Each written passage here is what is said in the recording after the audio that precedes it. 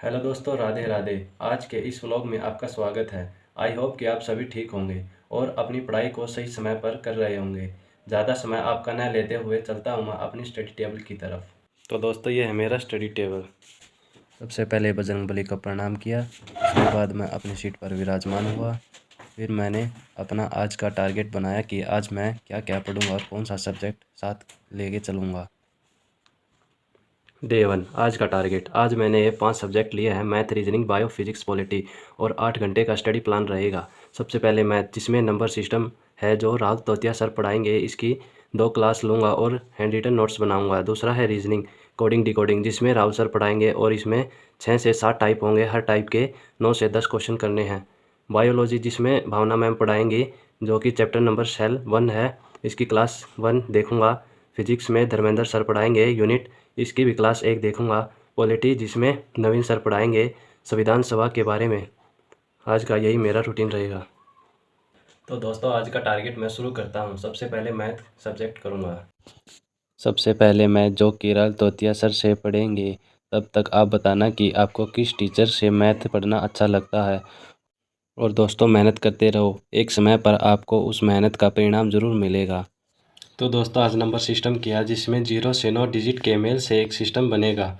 Classification of number 3 प्रकार के होते हैं: real number, imaginary number, complex number, जो कि हमारे सिलेबस में सिर्फ रियल नंबर आता है। रियल नंबर 2 प्रकार के होते हैं: डेसिमल और इंटीजर। और डेसिमल में भी 2 प्रकार के होते हैं: टर्मिनेटिंग, नॉन टर्मिनेटिंग। टर्मिनेटिंग में नॉन रिकरिंग और रिकरिंग। नेचुरल नंबर, वोल नंबर, इवन नंबर और नंबर, जो कि आपको ये सभी पता होगा।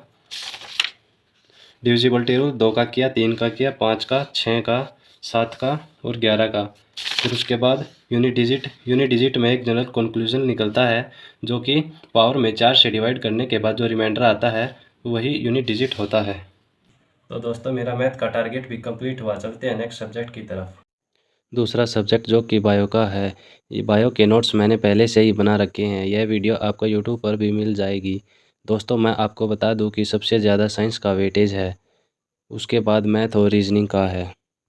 भावना मैम ने बायोलॉजी का इंट्रोडक्शन करवाया, जिसमें बताया कि यह ग्रीक भाषा से लिया गया है। बायोलॉजी 2 प्रकार का है: जियोलॉजी और बॉटनी। बायोलॉजी के पिता को एरिस्टोटल कहते हैं और जियोलॉजी के पिता को भी एरिस्टोटल कहते हैं। उसके बाद कुछ जेनेटिक्स के बारे में बताया। जेनेटिक्स के पिता को जॉन मोंडेल कहते हैं, इन्होंने भी प्लांट पर एक्सपेरिमेंट किया था। उसके बाद सेल के बारे में बताया, जो कि कोशिका के अध्ययन को साइटोलॉजी कहते हैं। कोशिका की खोज की थी रॉबर्ट हुक ने सन 1665 में, इन्होंने मर्द कोशिका की खोज की थी।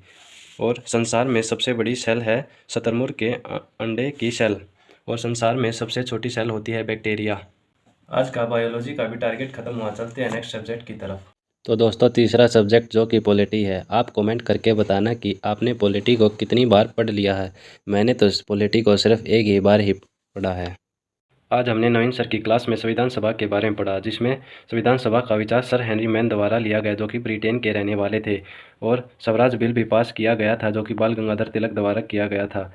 सन 1922 में गांधी जी ने कहा था कि भारतीय संविधान भारतीयों की इच्छा के अनुसार होगा। सन 1934 में औपचारिक मांग की गई एम एन राय द्वारा, और 1935 में ही उसे ऑफिशियल डिमांड बना दिया गया। उसके बाद अगस्त प्रस्ताव आया, और फिर क्रिप्सन मिशन, फिर कैबिनेट मिशन। और संविधान सभा में टोटल मेंबर 389 थे, जो कि ब्रिटिश प्रांतों में 296 और देशी रियासतों में 93 थे। और संविधान सभा में महिलाओं की संख्या 15 थी, एससी की 26 और एसटी की 33 थी।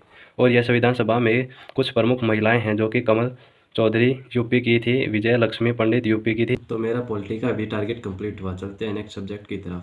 चौथा सब्जेक्ट फिजिक्स, जिसमें धर्मेंद्र सर ने यूनिट और डायमेंशन के बारे में बताया। और फिजिक्स के आप नोट्स वीडियो देखकर आसानी से बना सकते हैं। फिजिक्स में हमने यूनिट एंड डायमेंशन के बारे में पढ़ा, जो कि फिजिकल क्वांटिटी को जो मेज़र करता है उसे यूनिट कहते हैं। यूनिट 2 प्रकार की होती है: फंडामेंटल यूनिट और ड्राइव यूनिट। 7 फंडामेंटल यूनिट्स होती हैं, जो कि length, mass, time, electric current, temperature, luminous intensity, amount of substance. इन्हीं के द्वारा ही डायमेंशन फॉर्मूला बनता है। और यहाँ पर कुछ सिंबल है: डेकी 10⁻⁻1, डेका 10⁻1, पिको 10⁻12, टेरा 10⁻12।